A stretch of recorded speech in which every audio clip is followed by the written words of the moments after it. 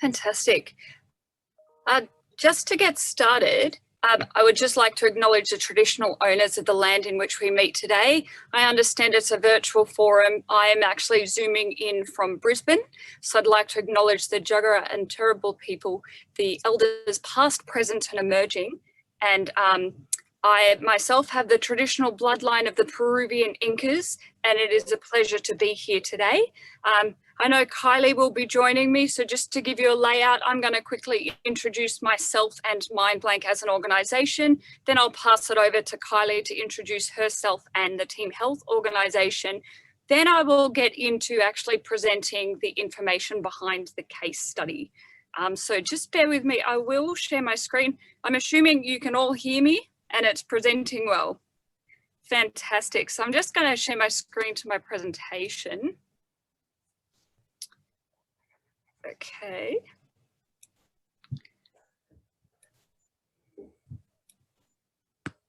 And hopefully what you can see is our PowerPoint slide. Fantastic. So just a little background information about me. I'm the founder and CEO of Mindblank. I've been running the organization for the last 10 years. A little bit about my background story is we all have stories of mental health to share.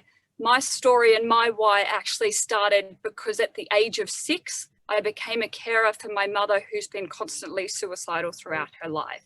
So with that experience, I also do have firsthand, I'm a survivor of post-traumatic stress disorder, and these things shaped me to tell my story, but it also shaped me to be the founder and CEO of a mental health promotion charity, which you're about to hear a little bit more about. So my background, professional background is psychology and creative arts. And we've actually currently run over 400 workshops directly impacting over 40,000 Australians. And you're about to hear how our collaboration has partnered with Team Health to service the top end of Australia. I'm very fortunate that our work has been acknowledged on state levels, national, and this top end collaboration was actually acknowledged at the Mental Health Services Conference. We did win an award in 2019 for mental illness prevention, which is actually fantastic acknowledgement, not just nationally, but they have some international connections there. So what is it that we actually do? The Mindblank methodology, we stage stories of lived experience of mental health. So what that means is that's a story about someone who has experienced mental health issues. We hire professional actors and we work alongside the local health district. So we'll often workshop our programs with a youth mental health psychologist, for example, or a social worker to portray the true integrity of the story. So what we do is we bring those stories and we take them to schools. I'll tell you now, the stories do end on a downward spiral. And the reason that happens is we have a programs facilitator that stands outside of the story and goes back throughout the storyline to highlight the signs and symptoms of mental health and invites the audience to have a discussion about what help-seeking gestures actually look like so that we can intervene in the storyline so it doesn't have to end in that downward spiral. So the program model has actually been evaluated by an independent evaluator. The research was conducted in 2017 by the University of Wollongong. Just for the researchers in the room, it was a mixed method evaluation, pre, post and follow-up. We collected surveys and interviews for the children. I wasn't part of the research, but just the results in summary. What we did get to see is that there was significant impact of help seeking that happened after the program had finished. We also saw a reduction of stigma from the children that took part in the program. We were able to interview 1,024 young people through a tour that was Illawarra and Shoalhaven focused. The findings from the young people is what we do know from that research is it's an entertaining model. It's not boring, and that says something because often young people think that when it comes to mental health education, they expect to be bored or they expect it to be facts and figures related. What we do know from the model is it shows the development of the mental health journey. So we're able to take them on that journey to see what the signs and symptoms of the downward spiral could be. We do know that the model is actually helpful to engage those hard to engage young people. So the young people that are more at risk found the program to be very beneficial. It's the humor in the Mind Blank program that allows for a fun and safe environment to have really important conversations. And through the role play, which is the interactive theatre element, we're able to actually help build skills to reinforce resilience, to advocate for that help-seeking model. So the Mind Blank model in itself has some elements of suicide prevention built into it, but how we actually answer the suicide prevention angle is through collaboration partnership. So I'll pass it on to Kylie to tell you a little bit more about the Team Health organisation. But my last talking point is just to share with you that I'm a huge prevention advocate. And I believe that investing in our children and our young people, you'll see the biggest return of investment back. So I'll pass it on to you, Kylie. Thanks, Ali. Can you hear me? I'm almost expecting technology to fail, so I'm amazed. This is, yeah, I've got a thumbs up, great. So before I start, I'm just wanting to acknowledge that I'm here as it is digital, but I am on Larrakia country, so thanking them for their custodianship and where we are. It's very sunny and beautiful in the dry season in Darwin where I am. So my name is Kylie Yeller and I work at Team Health. I'm the Deputy CEO and I've been here for about 6 years now. During that time, I've managed our remote mental health programs across the top end, as well as our early intervention stream of services and our suicide projects that we have done over the 30 years that we've been operating, including, of course, the Mind Blank project, which Ali's going to give you a bit more detail on after I finish talking. So just briefly about who Team Health are. So we're a non-faith-based specialist mental health organisation. We only work in the Territory with Territorians, and we've been around for over 30 years now.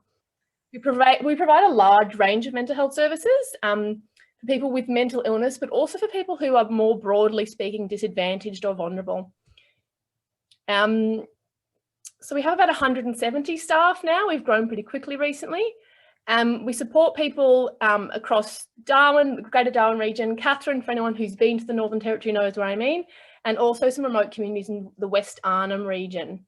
So everything from psychosocial outreach, early intervention for children and families, supported accommodation settings, community education and advocacy projects like this, a lot of suicide prevention work, including the Way Back program that some people here might be aware of, NDIS, aged care, and housing. A part of the work we do, particularly in remote communities, is to partner with other organisations. That's commonly Aboriginal controlled organisations or organisations such as Mind Blank who have a unique set of skills that complement our team. We've got a particular outcome that we're hoping to achieve for people or a community. So with this project, the outcome that we wanted to achieve was simple, and that was to reduce the suicide rates in the Northern Territory. So with a particular focus on youth and our First Nations children in remote areas. And as Ali said, we knew to achieve this engagement, the education, it had to be something different. It had to be fun, it had to be culturally appropriate, relevant, of course, to the youth and the people that we're delivering it to, and entertaining. And as Ali said, it wasn't boring, and the results have shown that, you know, the kids were entertained by it, and we know that people listen and learn better when they are entertained because they're engaged by what they're seeing. So I wanted to just briefly touch on some of the experiences that we've had in the remote communities of the Northern Territory, and focusing a little bit about, you know, as Ali mentioned, prevention and suicide prevention and what that sometimes look like in these communities. And these are just our experiences, and obviously just that, so our stories and narratives. There'll be lots of people with different perspectives. But these stories also echo, I think, the evidence that's coming out about suicide prevention, and that is that it's what we commonly see and what we commonly come up against in these communities. It's not necessarily mental health issues or a health issue more broadly. What we're often seeing is situational crisis. So where people are in really difficult social situations, often relating to, relationships, bullying in schools, workplace issues, financial hardship.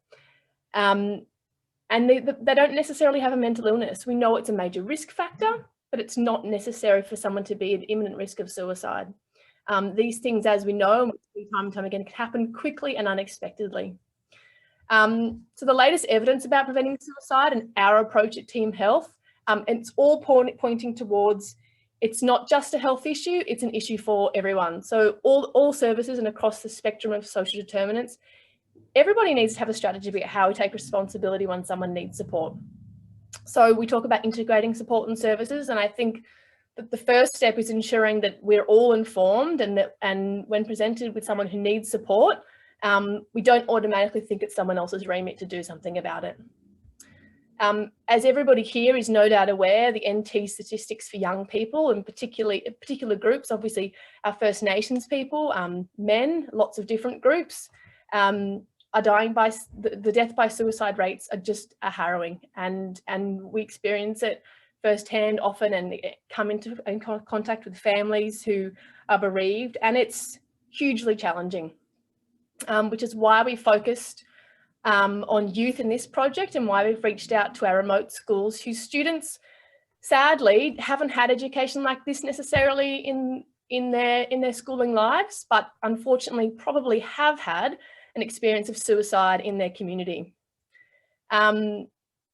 Which is why we've collaborated with Mindblank, and over the past 5 years, it's been very powerful. And what has been really important about the project is that we keep coming back. So we didn't just do it for 1 year and then say, see you later.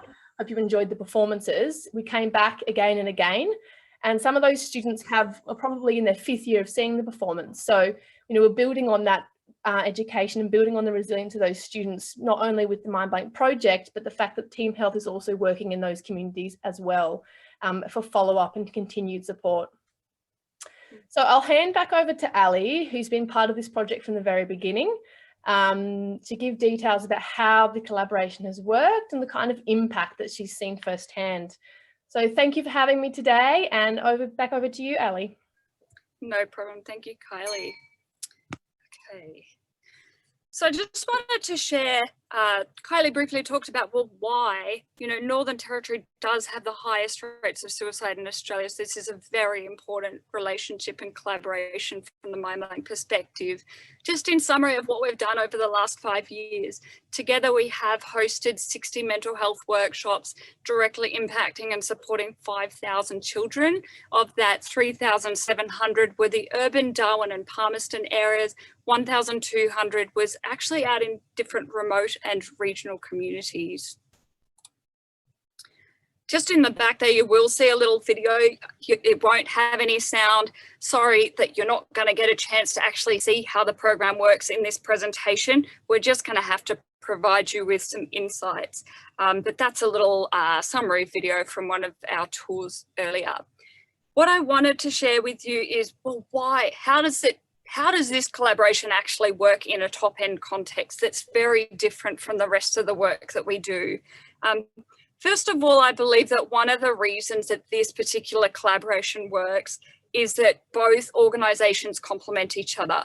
Mindblank is able to do a fun, engaging presentation to raise awareness about mental health. Team Health is there to provide a social worker. So, for example, straight after the workshop, sometimes that young people could reach directly out to a trauma-informed care supporter. We provide a soft entry point. So if the young people feel like they may require more support, there's a soft entry point to introduce them directly to Team Health, which have the local service representatives there.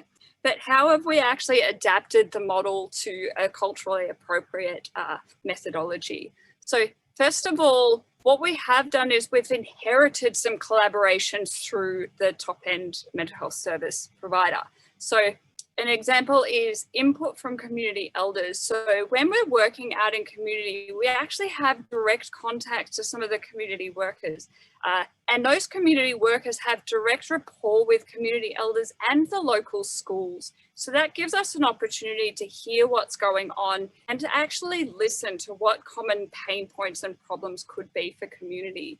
The second thing that we've done is actually gone out and tailored the model by including young people that are local to tell their own stories. So we've run workshops where we've actually collected the local voice from young people. And I believe the current model that's being toured is actually a story from the Daly Rivers community.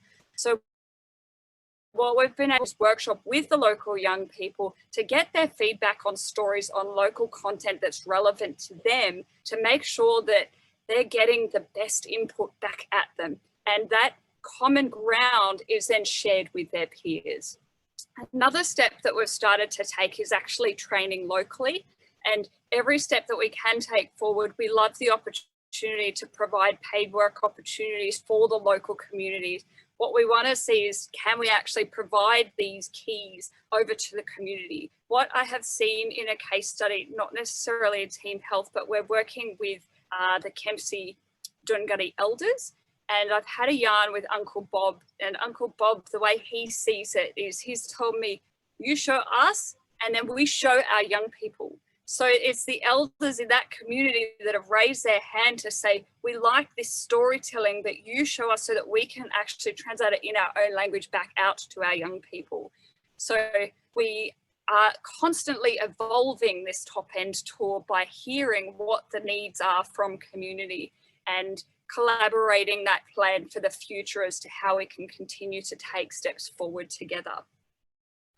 This next slide, I actually have had an opportunity to talk to one of the team health workers in the Katherine community. Now the 2021 tour, this worker will be actually assisting the tour. So I just wanted to provide you with some insights as to what does it look like? What do the team health workers look like and how do we complement each other? Can you tell me your name, your background, and your role for team health? So my name is Deidre Leclerc. I'm an Indigenous woman from Central Australia. I do have ancestral heritage of Indigenous Australian, Afghan, and German. So my mother is from two Indigenous languages that are now on the verge of extinction. And my father's side are still well-established language groups.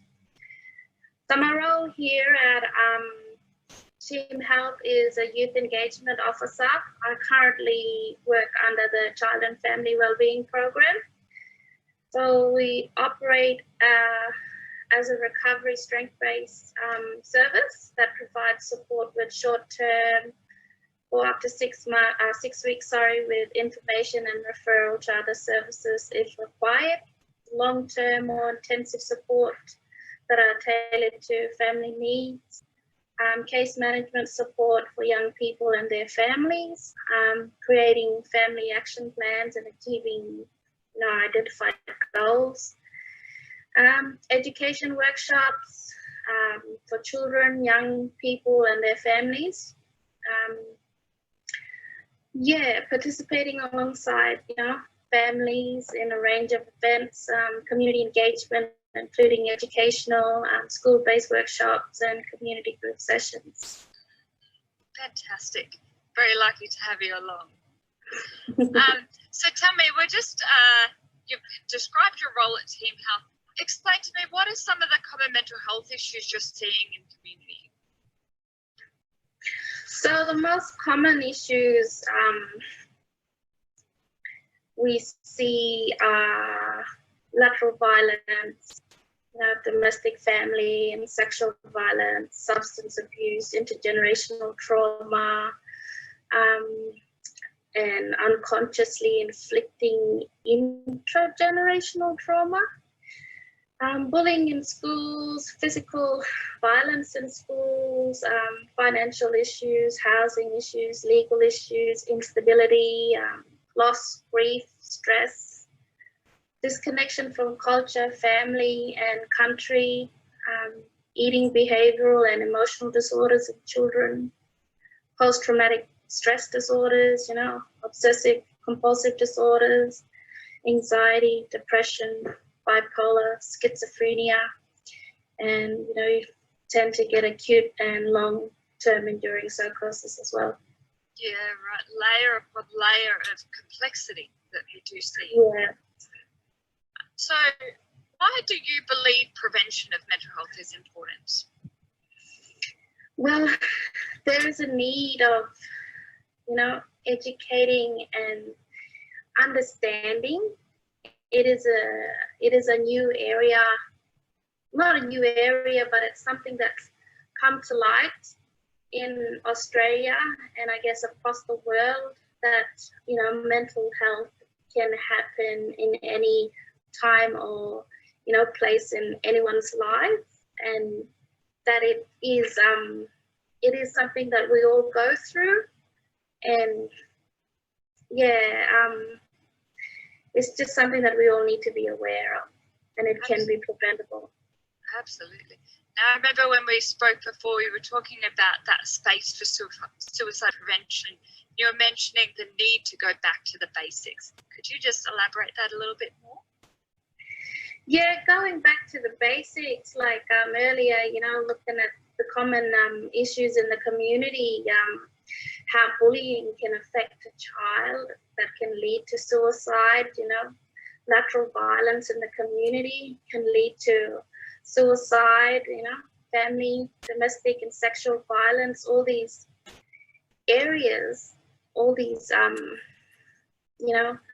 types of causes, and, just going back to the basics of understanding what these are and knowing that they could lead to, someone's life loss, Yeah, for sure. Again, it's not necessarily that easy because there's so many layers of complexity there. Yeah, there is so much layers of complexity, but just going back and just getting some education on what to look for. Yes. How can you help someone, what to say, where to go. Yeah. Fantastic. Now, final question to you is, what's your message of hope? We all can find ourselves in a position where we're whirlwinded by our mental health. And what's a final message you would like to share? If there's someone that possibly needs help right now, what's that message you want to leave with them? It's okay to talk about your worries. Ask questions, even if you think it's a stupid question. There's always someone out there that will listen to you and give it a helping hand. Fantastic. Thank you so much for being part of this interview today. And thank you to Deidre and the Catherine team for being part of the conference presentation. I know we're running lack of time, so I'm going to try and be quick. Just wanted to give you some insight. So look, where the Catherine team is at is they are actually actively looking for train-the-trainer type model coming forward. I'm more than happy to hear how that looks like and what we can do to work together. But look, in the meantime, over the last 5 years, we've done some internal program evaluations. We've yet to run research, but I can quickly share with you that what we are seeing, particularly from community, is sometimes it's just the simple thing that we're actually allowing the same type of programs to be included as well in a community. I'm not sure if that makes sense, but just a sheer level of excitement that we make our way out to make sure that the Gumbalangia community, for example, is included in the tool seems to be a very big highlight. Some voices from the children. I enjoyed the presentation. I learned how to deal as well as identify mental illness. It was a funny show. It also made me understand depression more. The show taught me how to be confident. The performance really showed me true aspects of mental health. This quote was a quote from one of the teachers that we did see. We do see the pattern of the children taking those conversations past the workshop and continuing it well beyond the program length. That is something that has come up in our other research as well. And just a second quote, I thought this one is particularly warming. So I asked some of my students what they got out of the performance, and this is exactly what they said. There's always someone to help you. You just have to ask. You have to communicate if you want people to know how you feel and how to help you. So thank you so much for the opportunity to share a little bit of the program model that we've been running. I'm not sure if there's still a chance for questions, but Kylie and I are still around if there are any questions for further insights.